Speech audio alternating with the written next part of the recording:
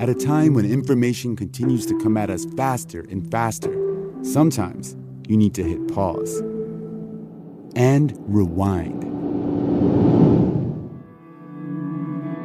NPR's Throughline takes you back in time to the source of the news stories filling your feed. Find NPR's Throughline wherever you get your podcasts. The portion of Bloomington normal sales tax money that goes to the county for mental health services and other purposes is much in the news lately.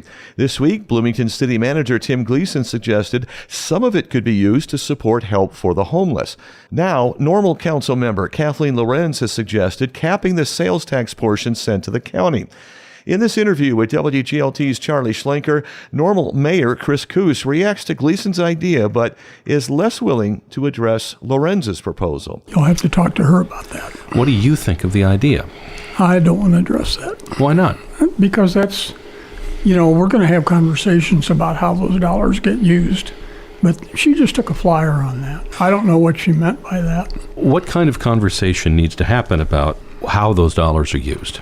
It's a significant amount of money that we put to the county, and it's for multiple reasons. One is the Aegis system, which is a very complicated digital platform that manages court actions, police actions, county sheriff actions, things like that. And the system's very old, and that has to be replaced.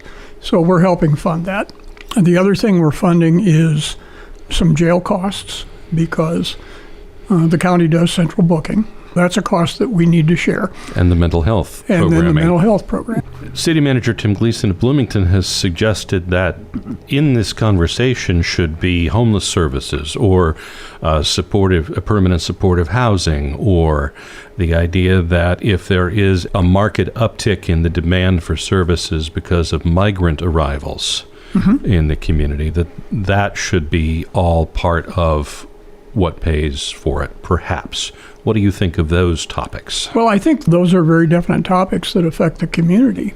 We do have what I'd consider an increasing homeless population. I wouldn't say it's getting out of control like it is in some of the bigger cities, but it's definitely an issue in the community. And those issues tend to be related to mental health issues, drug addiction, alcohol addiction, and people that are just down on their luck.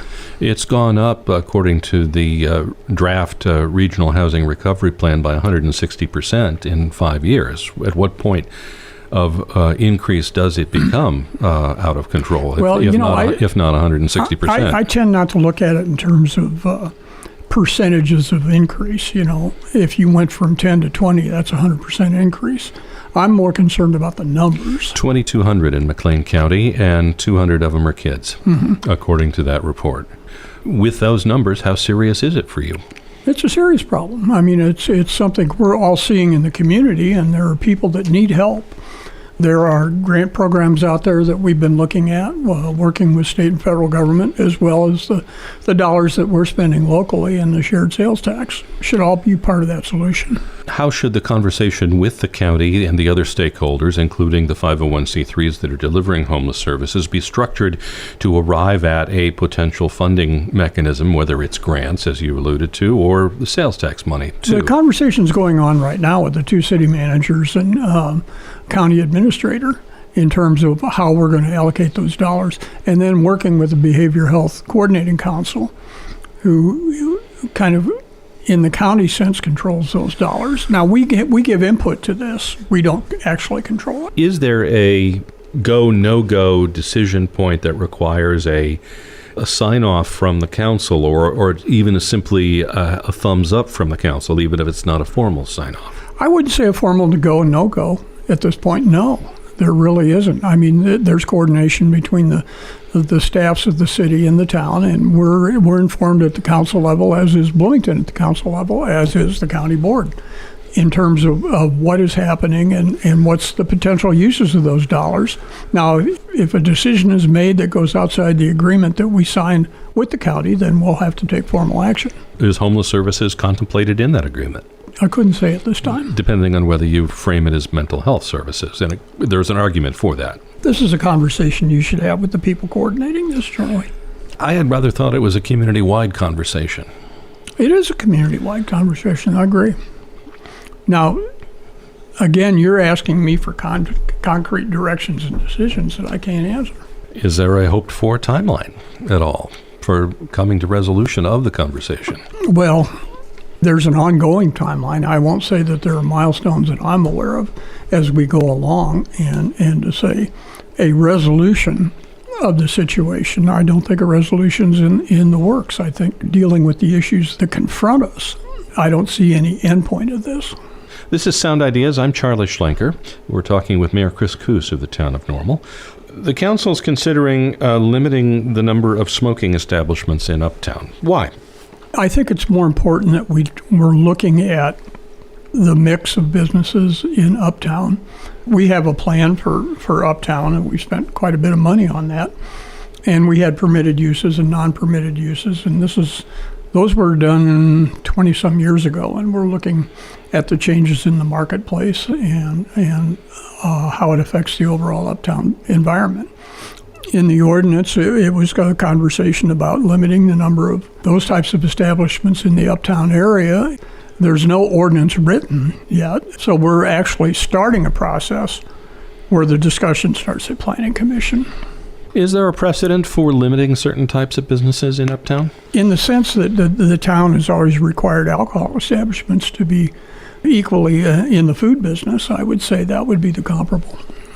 Well, as part of the genesis of the Uptown, whether it was enshrined in the actual plan or not, I don't recall, there was a concern that there were too many rundown college dives in Uptown, or in downtown Normal, as it was called then, and that was part of the reason for trying to upgrade the building stock, to create rules for what you did want there.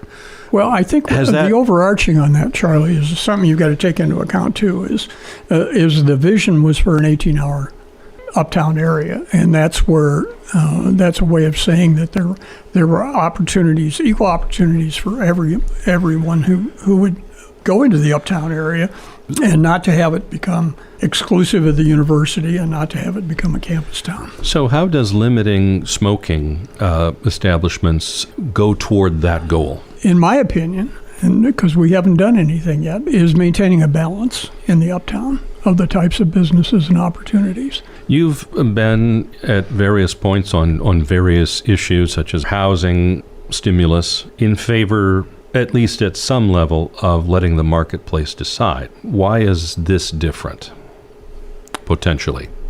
And I know you haven't taken a position on the ordinance because there isn't one yet. But right. Again, the thing I'm looking for, and I think most of the council is looking for, is maintaining a balance, an equilibrium in the Uptown area. Tobacco products are legal. Why restrain that? We want them in balance with everything else, with the restaurants, with the retail. But if the marketplace wants that many there, why not? We'll see, won't we? See what the general feeling is. Do you personally think it's out of balance? No, currently it isn't. No, I don't feel it's out of balance at all right now. Okay. I think there's a good mix of businesses in the Uptown area. So is this a solution in search of a problem? We will see on that. Again, you're pointing me to an ordinance that says we're going to do X, Y, and Z, and we're not there.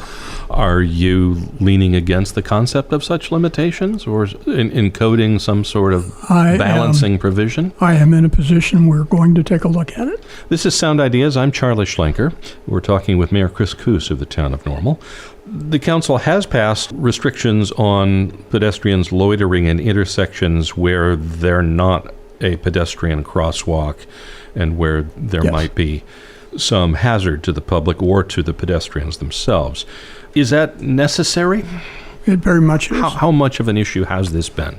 It's a growing issue, and we see it growing in frequency and location. And the issue is, in a public space, let's take, for example, the intersection of College and Veterans Parkway, or say College Avenue and Landmark Drive, are very high traffic areas, and there are people in the intersections collecting. Sometimes it's for charities, sometimes it's panhandling. So the issue is it's not a safe environment to have that happen. It's couched in safety, but is this code for we don't want panhandlers? No, it is not. There's a fair number of other places, and you've seen them, a lot of them on private property, and we have no interest in controlling that. Our primary interest is safety in those environments, and this affects, there are panhandlers that work in those locations, but there are also charities that do charity drives and stop cars for donations in those locations, and we feel it is not a safe environment for that. How important is this to the public? Are you hearing about it in communications from residents? We are hearing about it. It is a common complaint about panhandling in the community, and it's a growing issue. Some people ignore it. It's like, I'll give them money, I won't give them money. Other people feel intimidated by it. Is there sentiment on the council above and beyond the safety issue for controlling this behavior? Not at this point, no. Nobody's talked about it? No. That's Chris Koos. He's the mayor of Normal. He spoke with WGLT's Charlie Schlenker. At a time when information continues to come at us faster and faster, sometimes you need to hit pause and rewind. NPR's Throughline takes you back in time to the source of the news stories filling your feed. Find NPR's Throughline wherever you get your podcasts.